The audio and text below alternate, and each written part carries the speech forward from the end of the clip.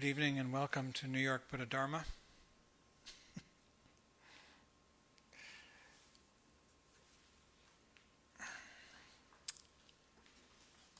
Tonight we continue to work our way through the profound treasury of the ocean of Dharma, talks by Chogyam Trungpa.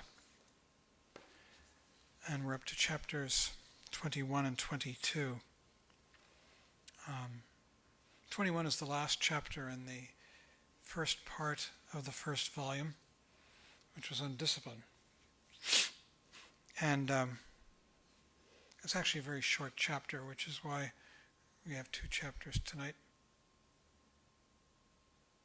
And really, Trungpa Rinpoche just makes a few points that the rules of the Vinaya, there are three baskets of Buddhism in the so-called Hinayana teachings, Hinayana level of the Dharma.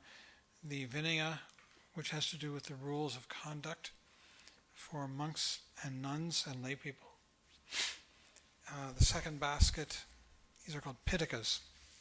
So there's the Vinaya Pitaka, and there's the Abhidharma Pitaka, which is the teachings having to do with the psychology of confusion and enlightenment. And then finally there is the Sutra Pitaka, which is the basket that contains the conversations and teachings that the Buddha had with his students and gave to his students.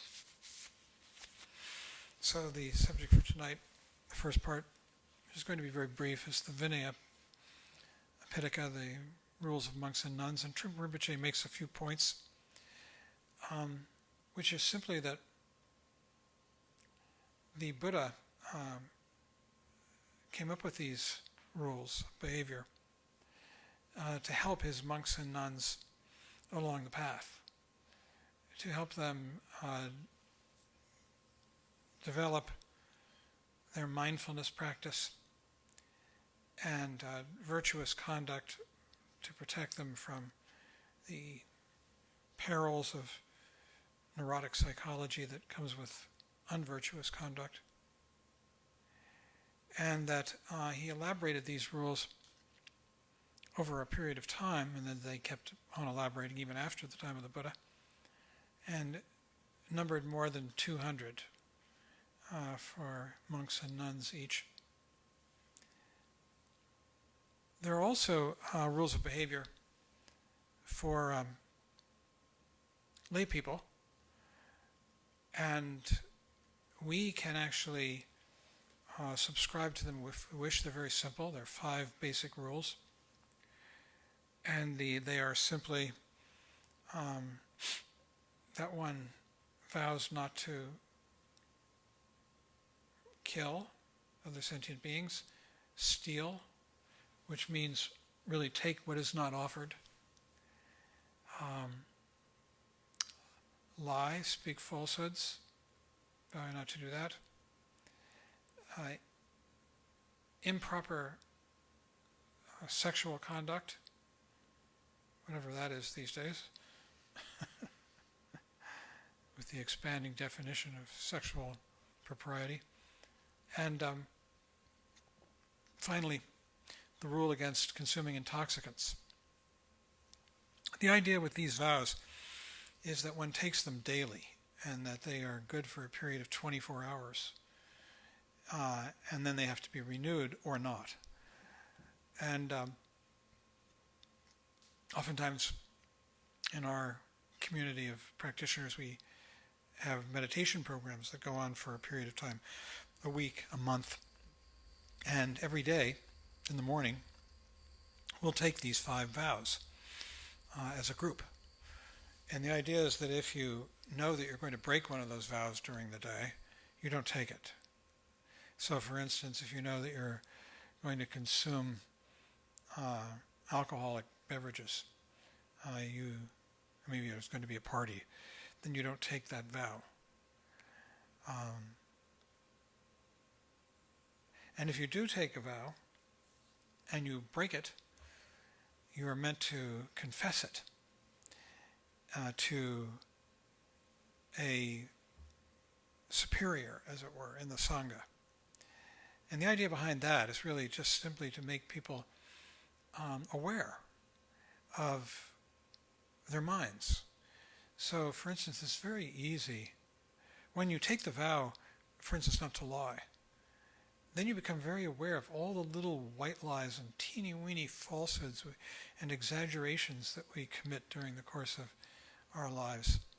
It sort of makes us more aware of that. If you take the vow not to steal, not to take what isn't offered, I can remember at Datan forgetting my soap and going into the shower and seeing somebody had left their soap there. And I can't remember whether I succumbed or not. Huh? You have succumbed? Alan says he has succumbed under those circumstances and taken what was not offered. And so forth. They say that if you observe the first 4 vows but break the 5th, which has to do with consuming intoxicants, then you'll break the other 4 too. Because you get drunk. And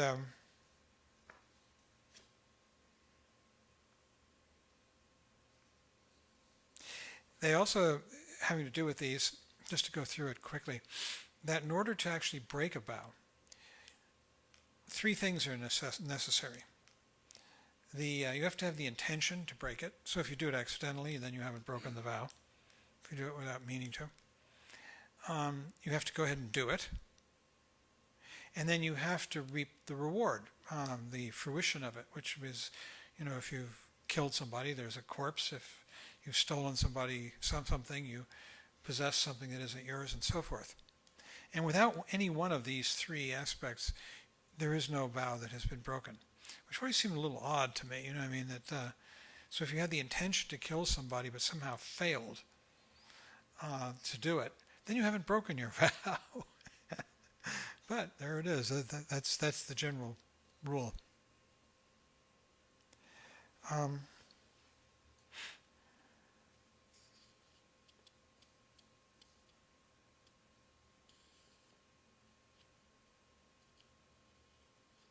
So this has to do really, which leads us into the 2nd chapter, because what it has to do with is discipline and leading a conscious and disciplined life. That's what these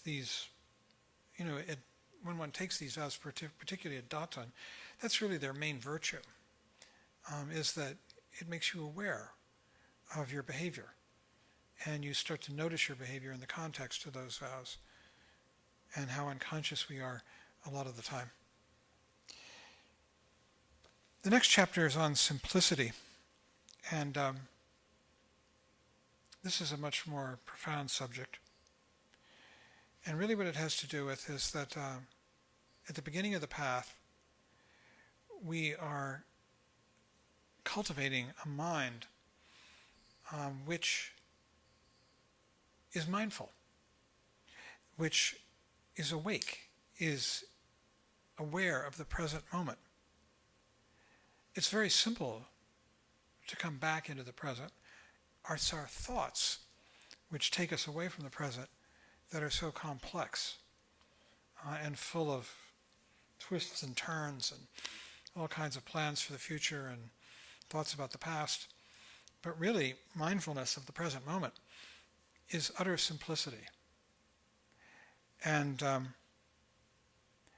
it's both the beginning of the path, it's also the end, but it's what we start with when we practice. And the practice that we are doing, this mindfulness practice, is called at this stage shamatha. Shamatha is the practice of focusing one's mind one-pointedly on an object. That object can be something very narrow, like the breath, or a candle flame. It could be anything. A mantra. Could be just the chair in front of you.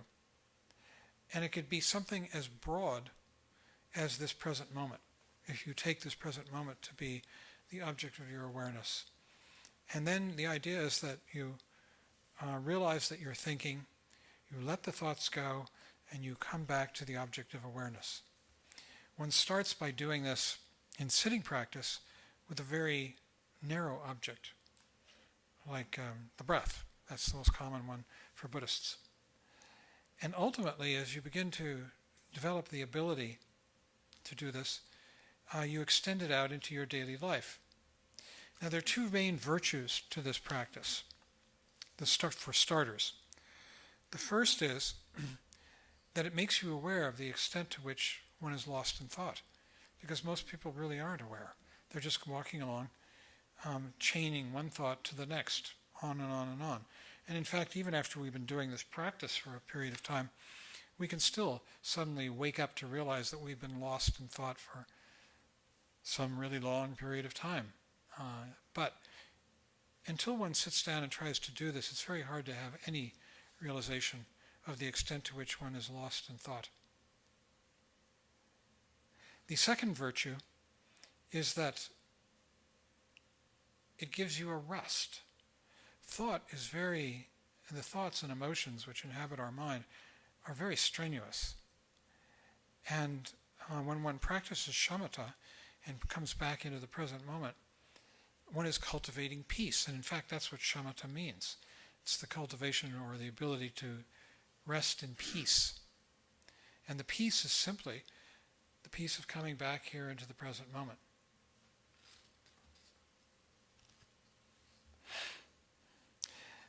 Trungpa Rinpoche says that the practice of shamatha in particular is geared to freeing us from the three lower realms. Remember, there are the realms, these are the portraits of neurosis. And the three lower realms are the worst.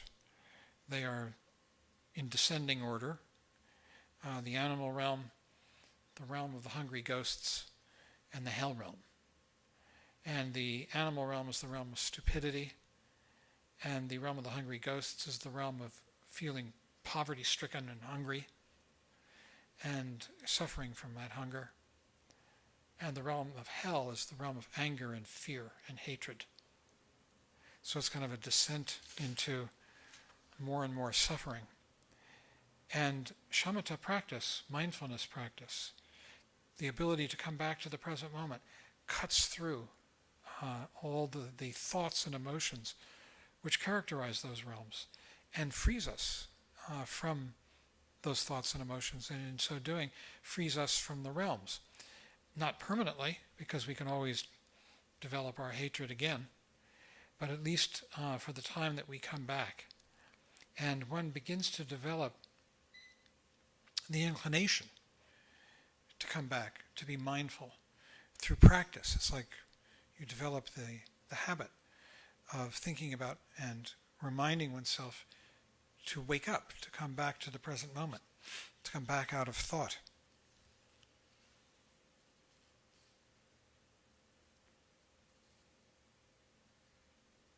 He says, only shamatha can extricate us from ill birth and distortion. It does not make metaphysical or philosophical demands on us, on our intelligence. It is just being here in the present. Unless we are here, actually, fully and truly here, we cannot do anything properly. Because unless we're fully awake here in the present moment, then we're lost in thoughts and we find ourselves acting out our fantasies, which is very neurotic and it's very harmful both to us and to others. So shamatha really is the way to become a decent human being. And actually the goal at this stage of the path is to cease to do harm to oneself and harm to others. And the means of achieving that cessation of harm is coming back into the present moment again and again, the simplicity, the awake quality of the present moment.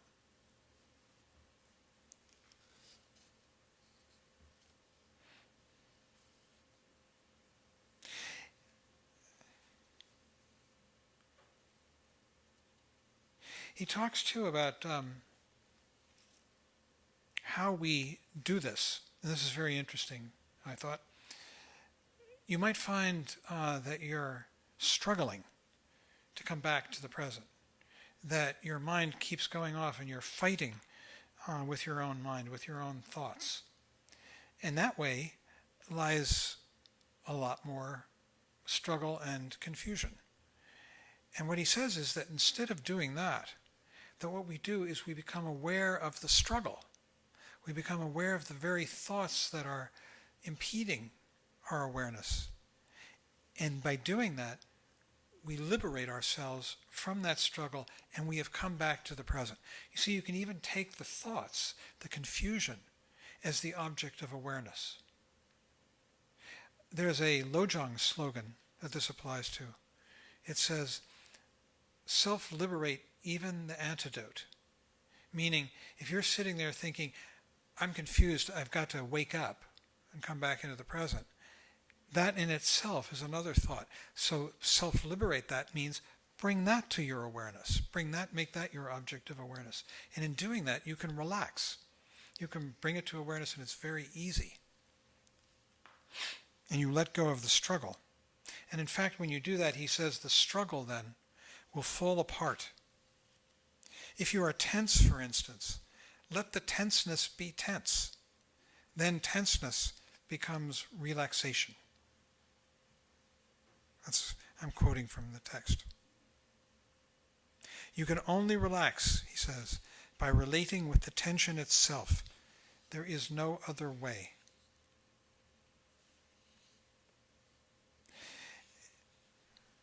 So the more we practice, the more we're haunted by our mindfulness.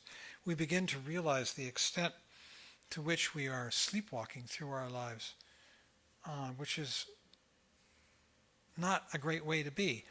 Also, as we get on in years, those of us who are getting on in years, we begin to realize that it's imperative that we develop our mindfulness and our ability to relax into awareness in the present moment, because when we die, the same thing is going to happen, only worse. It's like going to sleep at night.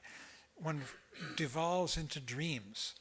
And they say the instructions in the Book of the Dead and in other texts dealing with death say that the only way to die, the primary instruction, is to rest in mindfulness of the present moment and to be cheerful and confident and free of fear and neurosis. And of course, the fear is what characterizes the lower realms. So once again, it's really imperative that we prepare by developing mindfulness. And in terms of this, how do we do this? He says that looseness and discipline operate simultaneously. And what that means is simply that every time we come back and we're just fully present, it's utterly relaxed. We're just here. There's no effort. Effort comes and it distracts us. And then we let it go. We see it. Let it go. It self-liberates. It's just like any other thought. Once you see it, once you're not struggling with it with another thought, once you see it, you bring it to awareness, it just self-liberates. It vanishes. And then to be aware of the present moment is utterly effortless. It's relaxed, open, clear.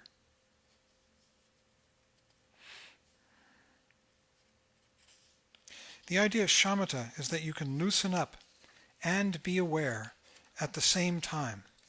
And this is called samyak shamatha, complete or perfect shamatha, or complete or perfect mindfulness. True mindfulness is utterly effortless. He says, in shamatha, you are present, here, awake. At the same time, your mind becomes so transparent, so penetrating and loose, that it becomes like a sieve. It's just barely even there. It's just this clarity of awareness in the present moment. Whether you're sitting on your meditation cushion or not, awareness should take place constantly. You see, in the beginning, our sitting practice is kind of an anchor. It's like a test tube, a lab situation. We're developing the ability to come back. And then the idea is that we take that out into the world in our daily lives. That's the There are many teachers who say that that's even the more important and the more difficult practice of mindfulness, is to take it out into the world off the cushion. And the reason it's more difficult is that there's so many triggers that trigger our habits, our mental habits.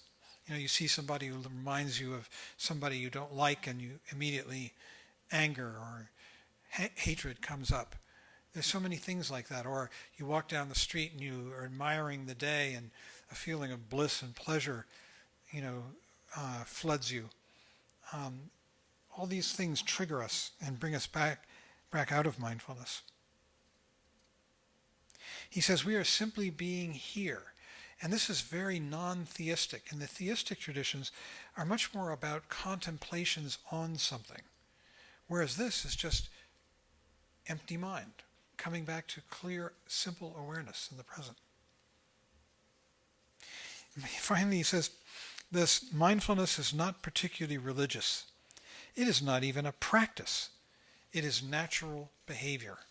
It is what we are. It's not even a practice, because if you're practicing it, you're not being mindful. Really what mindfulness is, it's our nature. It's who we are. And so all we do is remember to come back to who we already are.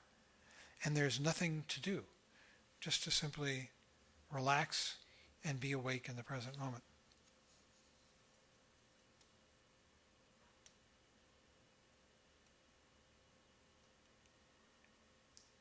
Finally, I'll just read this quote. He says, at first it might feel self-conscious and false, like you're trying to be mindful, trying to come back.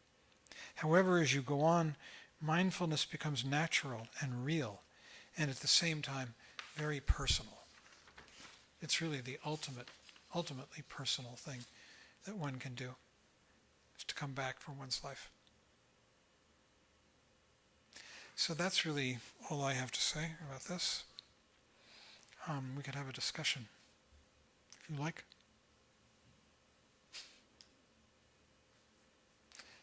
Alan, could you pass the mic to Alan? It's right up there. And press the button on the bottom.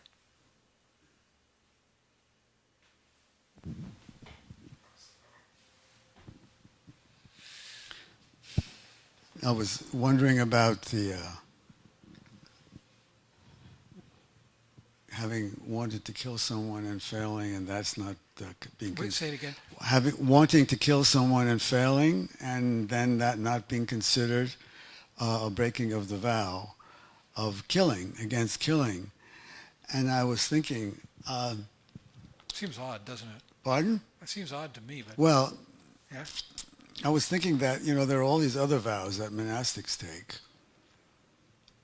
And I'll bet that there are a couple of vows having to do with the quality of one's thoughts and of one's intentions. And I'll bet you there's a vow in there that goes something like, if you have the intention to create harm to someone, you need to confess that to someone else. And also in the Datsun situation, I remember being instructed that if you can't find, let's say, a meditation instructor, you can just turn to whoever's around. Right. Thank you. And say, there was this mosquito bothering me, and I decided to swat it.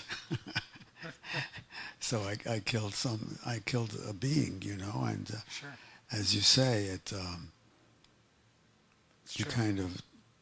you take note of it as something significant happened, if not for you, at least for that little creature, who is no more. Yeah. Well said. Marie. So the vow, don't kill, does it apply only for human beings or any kind of... All sentient beings. But then when we eat meat, does that mean that we're killing animals? That's a hard one. I mean, have you killed an animal? Not myself. No. So you haven't actually committed the act according to this definition of the vow. Now, are you encouraging someone else to, yes. And so but there is still a huge difference between eating meat that someone else has killed and killing an animal with your own hands. And it's the quality of the experience is very different. So, for instance, when I was in college, I had a roommate who was very into hunting and also skeet shooting. Shooting clay birds with a shotgun. Clay discs, pigeons.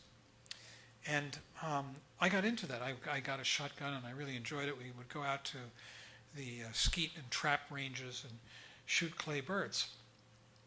And one day he said, well, let's go real hunting, my roommate. So I thought, okay, that's the logical next step. And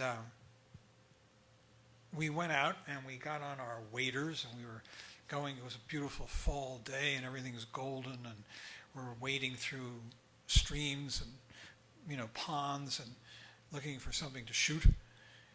And suddenly a bird or two flush like this. And before I could react, my roommate had taken his gun and he shot. I heard the bang and I could see a bird fall. And we went over and picked it up. He did. And it was a male pheasant with all that beautiful plumage, And it was still alive. But it had been hit by the shotgun blast. And I watched my roommate break its neck with his hands.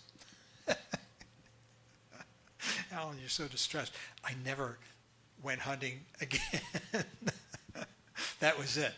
Because the actual experience of taking a life is so powerful. I mean, it's very different than simply eating meat. And, I'm not condoning meat eating, by this. I'm just saying that it's very different to be a killer or to be a consumer of animal flesh. What about insects? Huh?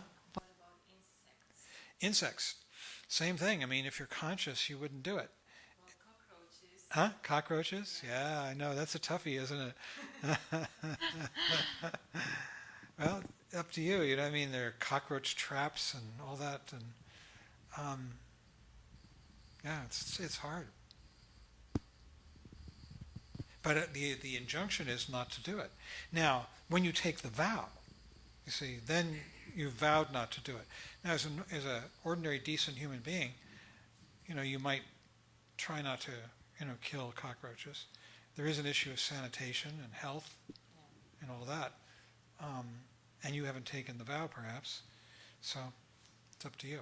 But all of us, it's really, I think, making us much more aware and attuned to our environment of what is, and the feeling of interconnection and connectedness to, that we're all interconnected.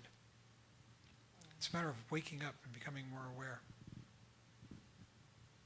Yeah.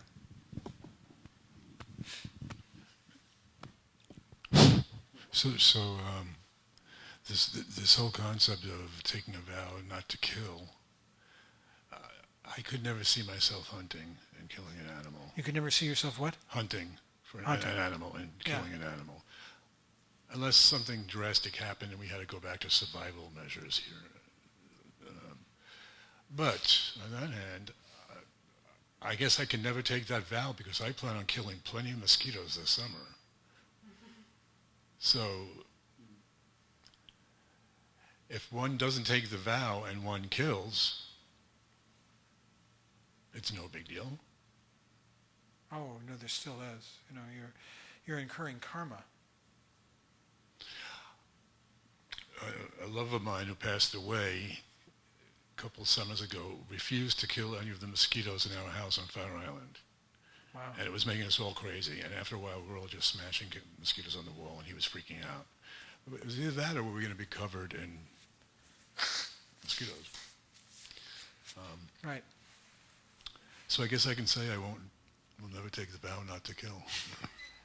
as Well, long as and there there are are practical mosquitoes. issues too, and there's more and more airborne disease happening. I've got a friend who is very sensitive. I forget the disease that certain mosquitoes are carrying, and it's becoming more and more common in the United States now as diseases are coming into the city, huh? Is it the what? Zika. Zika. Is that it? Is that what the mosquitoes carry? There are a couple of different ones, and she almost died from that particular virus, and now she's very, very careful about exposure to mosquitoes. She just came back from Costa Rica, and she went down there just loaded with DEET. But there's more and more of this coming into the United States. So would that be considered self-defense? Matter of practical concern. Practical concerns. I mean, ticks, Lyme disease. Ticks. Sure, that's very common. I've had it twice. Yeah. I've got friends and relatives who've had it very seriously, and it can be crippling. At the same time, I've also when I had cats, my cats would catch a mouse. I would rescue the mouse from the cats, and I would bring it out and put it in the garden down the block from me. I would never use traps or anything like that. But where do you draw that line between a pest and Yeah. Well, I think that the main theme of the early stage of the path, Hinayana stage of the path, is that one ceases to do harm, both to oneself and to others. And the main thing is, what that means, is that one is not animated by one's thoughts and passions, because one can continually wake up from them and come back to the present moment and act with intelligence and consideration, instead of being sort of on automatic, going into anger or fear or hatred or feeling of poverty or whatever it might be.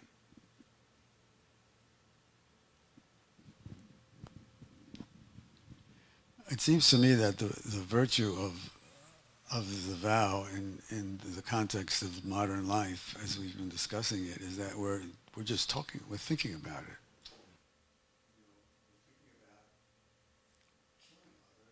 Other beings. It's not killing other beings. Is it not on?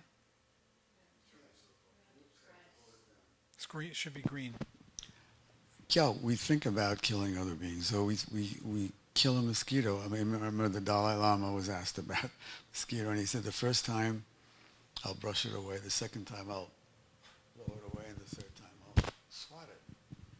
So it's about, it sounds odd to say, it's about mindfully taking another life. I understand that the American Indians, when they kill an animal, have some kind of ritual around it, where they thank the being for having contributed to their own survival and well-being. So I think it can come under the umbrella of just compassionate action in a strange way, Yeah. Yeah, but it's still, there are no easy answers, and I think being the Karmapa is urging us to become vegetarians. Is he? Yes, very intent. He's very intent on that. But then there are other Tibetan teachers who don't really make an issue out of it. And I think for myself, I'm a meat eater, but I've chosen to refrain as much as I can, for example, from beef, because of the horrible circumstances of industrial feedlots and also the environmental impact that it has.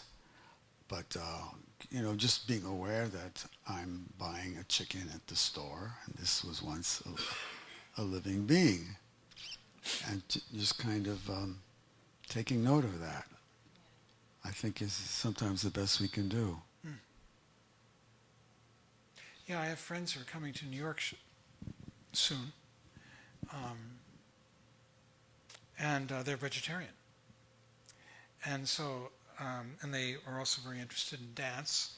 So I've gotten them tickets to a couple of dance events, 3 actually, 2 at the Lincoln Center and 1 at the Joyce. And I booked vegetarian restaurants for them. And there's some really terrific vegetarian restaurants in this city. The Hangawi, do you know Hangawi, a Korean restaurant? Huh? Yeah, Vatan, Indian, and others. And there's what's the one, something 79 up on the Upper East Side, Candle 79. It's organic vegetarian food. Yeah, some really good ones. And it's just, yeah, maybe one could do that. I spent 5.5 weeks at a Tibetan monastery in Nepal where I ate it was only vegetarian food. And it was so good. I had no craving for meat whatsoever. It was easy. Yeah, it is easy. It's true. Yeah, I just wanted to share that in the Zen tradition, the way we work with vow is a little different, although maybe it's not so different. You tell me. But my understanding is that we just accept that these vows are impossible to maintain. In particular, like one vow, for example, is to liberate all beings. We know it's like impossible, but we vow to do it anyway. I think the most important thing about trying to practice with vow is that it just that taking on a vow, the act of vowing, acts as a mirror to us in our failures. We're going to fail, but that's okay. And the whole idea isn't to, become perfect behaving human beings, but just to see ourselves better. And, by practicing in this way, our behavior does change little by little. It may seem impossible not to, adhere to not killing, but you'd be surprised if you take on that vow. You just become much more aware of all the creatures around you and the harm you do unintentionally. Indeed, well said.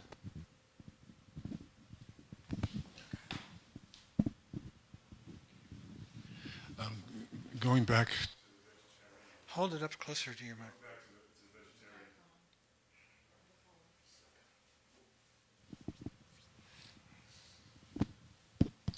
Going back to the vegetarianism, is it possible that these things might change with science? I mean, science has shown that plant life screams and lets out alarms to other plants when it's being harmed.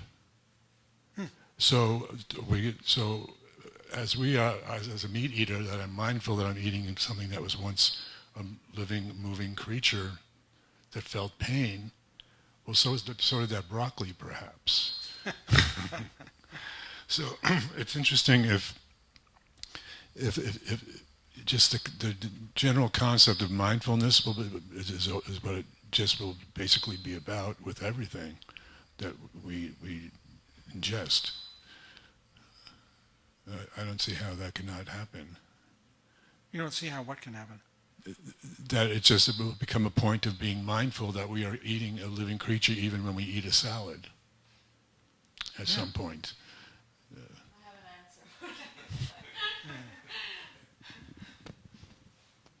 an answer. So yeah, I read a lot about becoming vegetarian because I'm a vegan for You're vegan? 5 years already. Oh, wow. Yeah.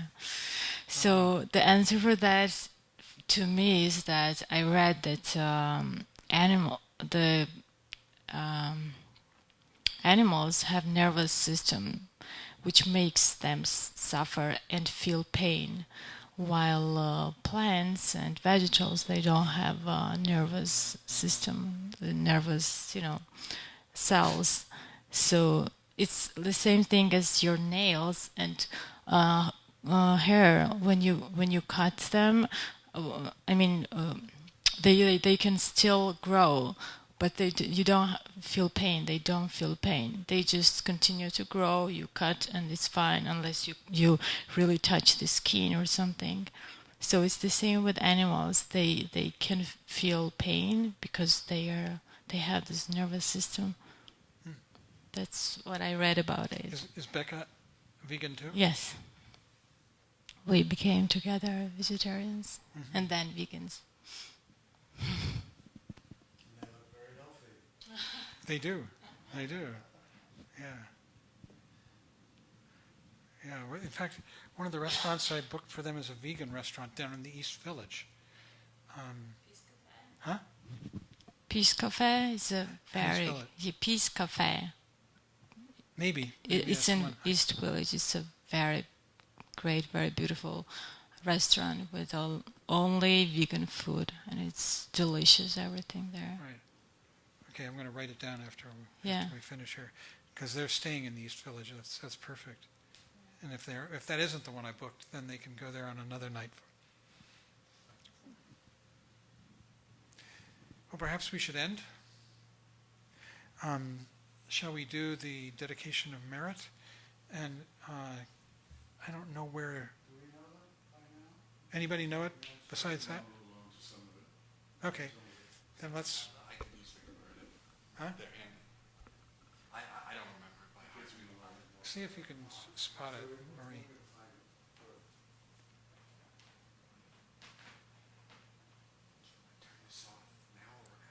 Yeah, I think now. We could turn that off now. So we're going to. What should we do? Should we include the chants with the recording? Huh? Okay.